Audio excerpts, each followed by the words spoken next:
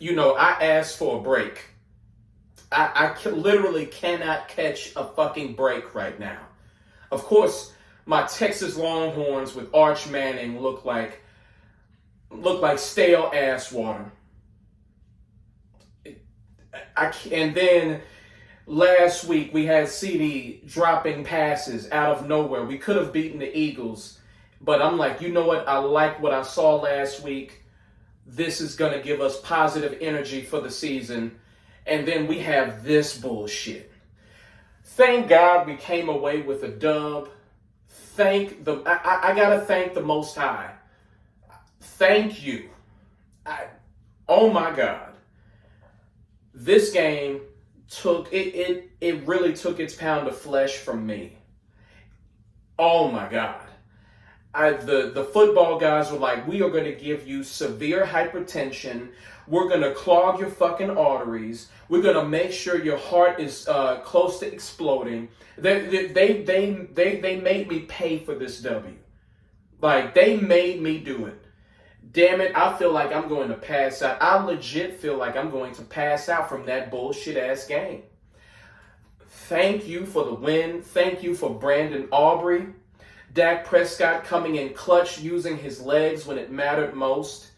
The only way we're going to win games this season is with Dak Prescott, George Pickens, and CeeDee Lamb. And Javante Williams looks pretty damn good too. Of course, we couldn't run it like we wanted to because of the dynamics of the game. We were playing from behind a large part of the game.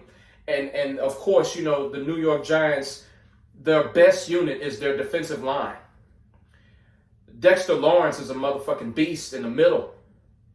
And then, of course, you got Brian Burns, you got Kayvon Thibodeau, and you got, the rookie from Penn State, Abdul Carter.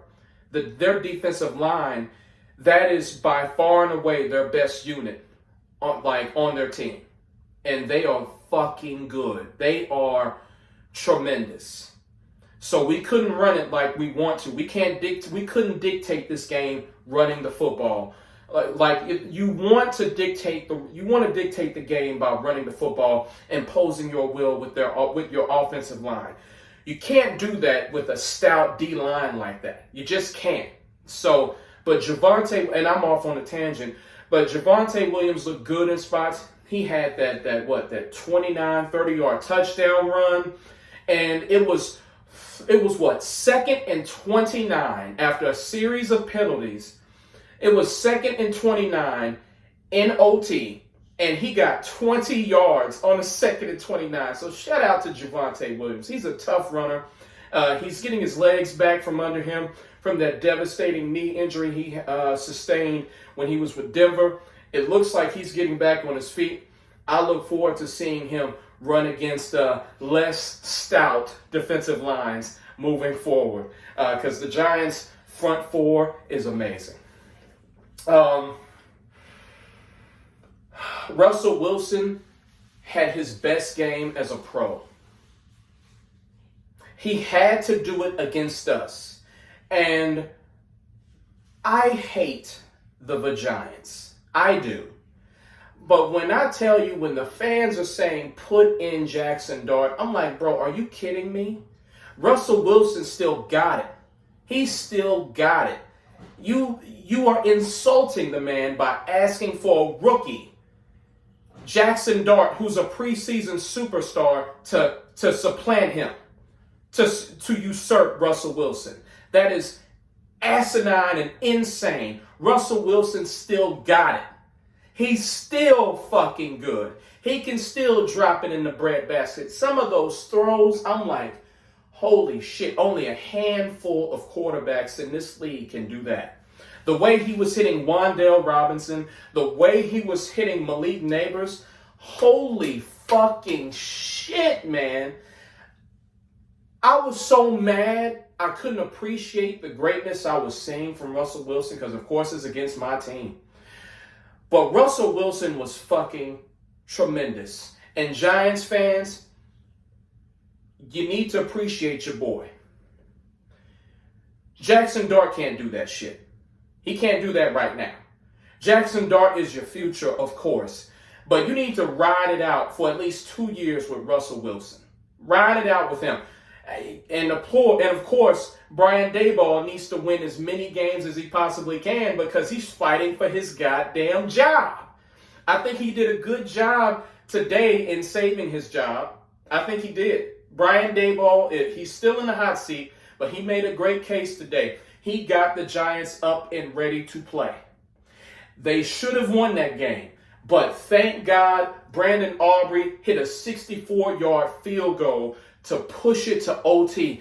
This motherfucking piece of shit, and I mean that in a good way, hit a 64-yard field goal to get it to overtime, and then he hit the clutch 46-yarder for the win.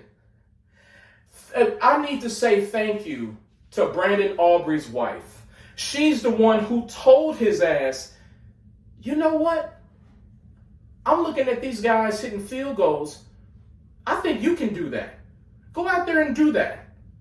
She literally said, go out there and do that. And he took his ass out there and did it. And he's amazing. The best. I think he's the best kicker we've ever had in Dallas Cowboys history. And we started as a franchise in 1960. I'm telling you, he is the best in our franchise history. The best kicker. Holy fuck. But this defense is atrocious. This defense is fucking atrocious. It is fucking atrocious. The linebacking core and the secondary is fucking ass. Trayvon Diggs, I get it. He's coming back from an injury, but he was getting cooked all fucking day by Malik Neighbors. He was getting cooked. Those motherfuckers was cooking chicken, and it tasted so fucking bad. It was disgusting. They was cooking out there, and I couldn't eat it. Trayvon Diggs is not ready. He's not ready. He was getting cooked. That secondary, Elam, the opposite side of Trayvon Diggs, who's taking a spot for Deron Bland because Deron Bland injured his other foot.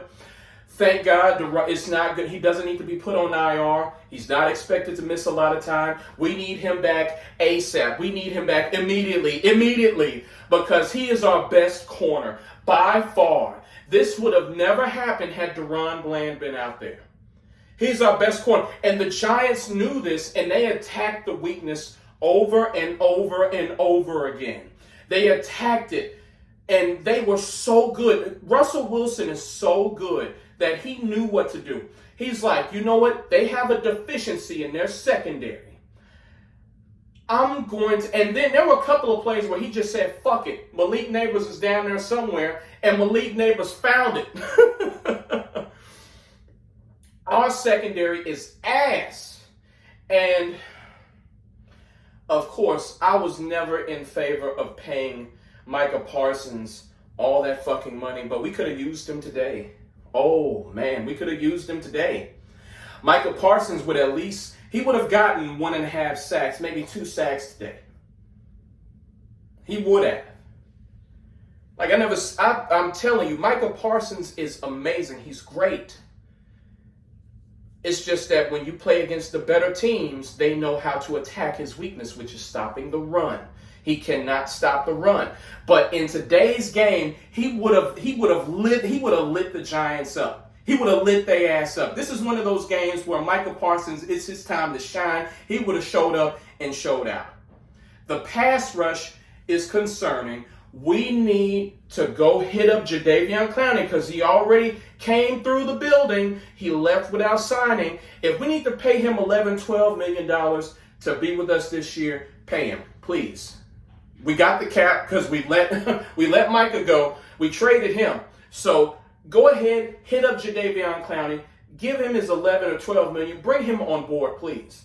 And think about calling Stephon Gilmore. Stephon Gilmore is older. I get it. But you mean to tell me he would have put out a worse performance than Elam today? He probably would have outplayed Trayvon Diggs today, even at his advanced age. Give Stephon Gilmore a call, please.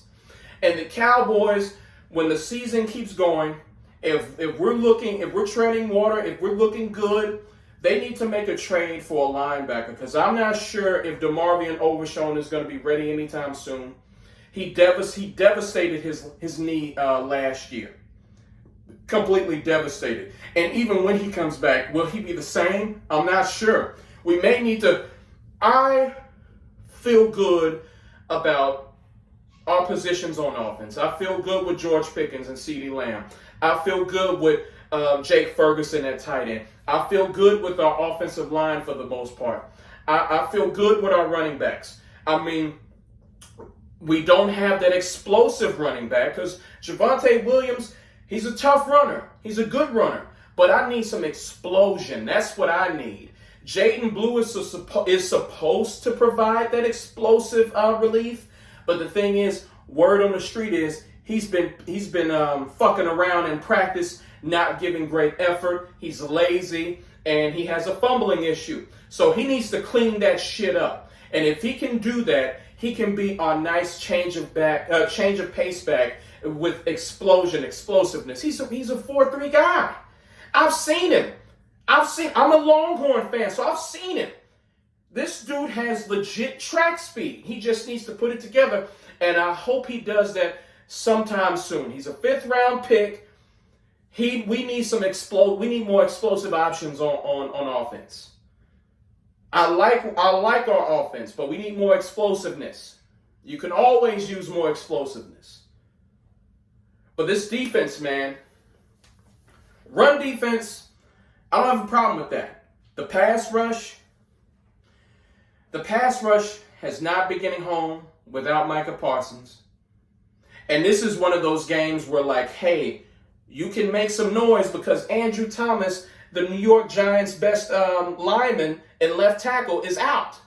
You would think this would be the game where we would make noise, where the pass rush would make noise. Instead, Russell Wilson almost throws for 500 yards. And part of that has to do with Russell Wilson's his savvy veteranism, where he's like, I know my offensive line is cooked, so I'm going to get the ball out of my hands. He wasn't holding on to the ball. He wasn't, trying to wait for the big play to open. If nothing was there, he got the ball out of his hands. He was very good with that. Very good. And then when they started exploiting, our secondary, most notably Elam and Diggs, man, I'm so thankful for the win, though. We have a lot of issues that we need to address. I hope Coach Schottenheimer can address these issues, specifically on the defensive side of the ball. I'm not really a fan of Matt Eberflus's zone defense. I'm more of a man-to-man type of guy, but at the same time, do you have the personnel to run man-to-man? I don't know. I don't think we do. I don't think we have the personnel to run man-to-man. But even when we have our guys, I feel like Matt Eberflus is a zone guy. I'm not a fan of that. And that also coincides with the bend but don't break defense. And I had enough of that shit with it back in the Rod Marinelli days. I had enough of that. I need to see some drastic changes. I need to see drastic changes in order for me to feel good. I mean, a win is always great, but I don't feel comfortable. I don't. Next week, we have the Bears. I'm not putting, even though they got fucking destroyed, eviscerated, shellacked, whatever you want to say, they were absolutely demolished by the Lions today. Expect for them to come out hard next week at home, because we have to go to Chicago for this game. They're going to come out hard, and they're going to try to attack our weaknesses in the secondary, just like Russell Wilson did. Caleb Williams is many things, but he can throw the ball downfield. He has some great arm talent. He does. Rome Odunze, you got DJ Moore. You can attack our secondary, so we need to address that. DJ Moore and Rome Odunze are going to be and even Cole Kmet, they're going to be some serious problems with this secondary. They're going to cause us some serious issues next week. So we can't take them for granted at all. If we can go 2-1 in these first 3 games, I feel a little bit better. But those are my thoughts, brothers. We got the dub. Thank God. I can't wait to watch Bad Dog Sports. I know he's pissed. Shout out to Bad Dog, man. He's one of my favorites, dog. I love him. And I know he's going to be throwing shit. He's going to be pissed. I can't wait to. Shout out to Bad Dog Sports. He's one of the best Giants football, New York sports in general, but Giants content creators on YouTube. Shout out to that guy. I'm going to try my best to enjoy this dub. It's been hard being a Cowboys and Longhorns fan lately. Let me just enjoy this win because wins are much harder to come by in the NFL. Let me enjoy this, and I'll catch y'all later. Peace.